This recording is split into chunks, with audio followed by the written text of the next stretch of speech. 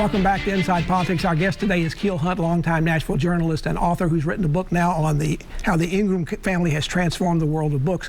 Keel, another key figure in the family business has been Martha Rivers Ingram. She's Bronson's wife. She's been renowned for her philanthropic work here at the Great Tennessee Performing Arts Center and later the Skimmerhorn Symphony Center here in Nashville. But she also played an important role in the company. I mean, she sort of became an ombudsman, and particularly in the area of human resources.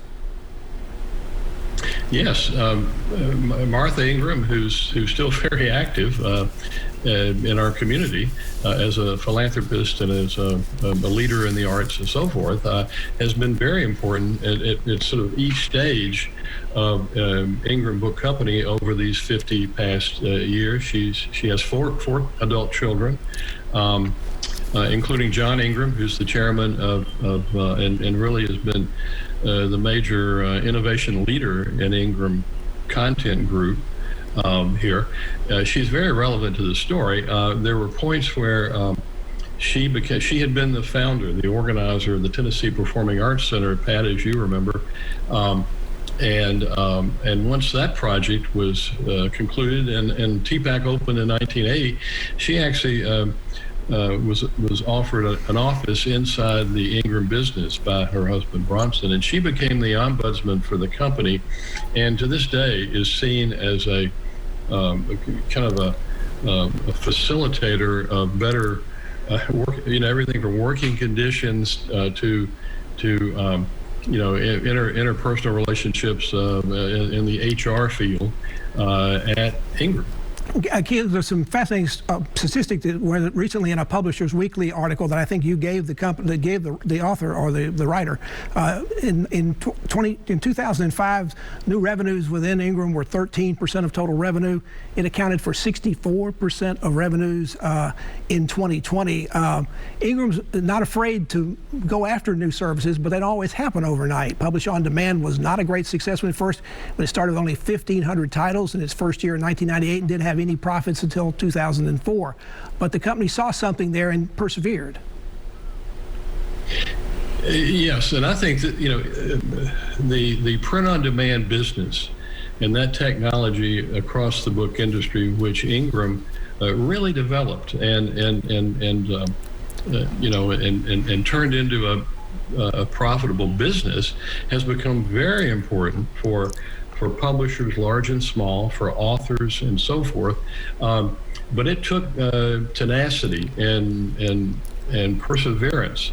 The company is called Lightning Source, Inc., and it's literally true. It did not turn a profit for 7 years. Now, that was possible because to have that kind of patience, I call it, because Ingram was not a publicly traded company. It could have the patient capital and willingness on the part of the board to let John Ingram and his senior executives have the time to develop that business, and it did, and it's probably become one of the 2 or 3 most significant things that Ingram does.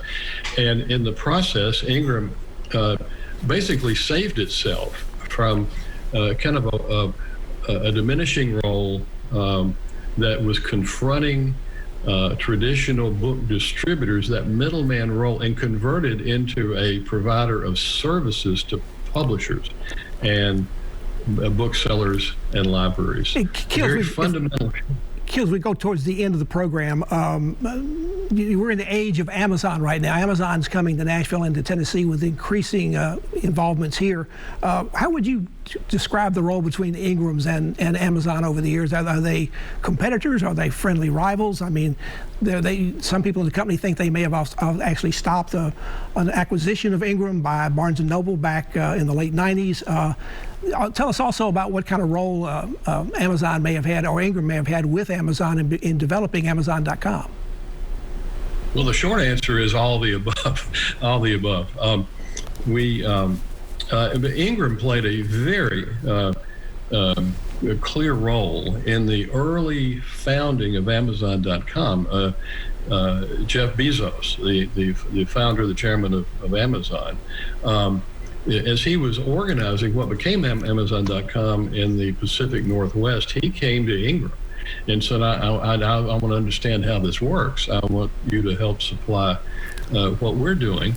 And the stories told in the new book about how that worked and went and evolved, to me is fascinating. Amazon certainly has become controversial.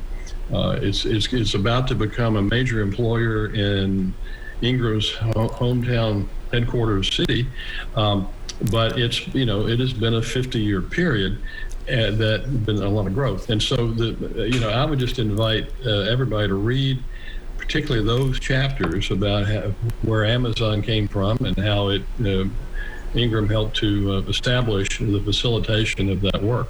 Keel Hunt, thank you so much for being on the program. I, too, would urge people to get the book and read it. It's called The Family Business, How Ingram Transformed the World of Books. Everybody ought to go read it. And Keel, thank you so much for taking the time to come on the program and tell us about it. Thank you, Pat. This is always fun. That's Inside Politics for this week. Thank you so much for joining us. Hope you'll be back here again for a future show. If you can't get enough politics in the meantime, go to the South Side website. You'll find my Capitol View commentary there. The new commentary posted every Friday afternoon. Enjoy the rest of your weekend, and we'll see you here next time. Goodbye.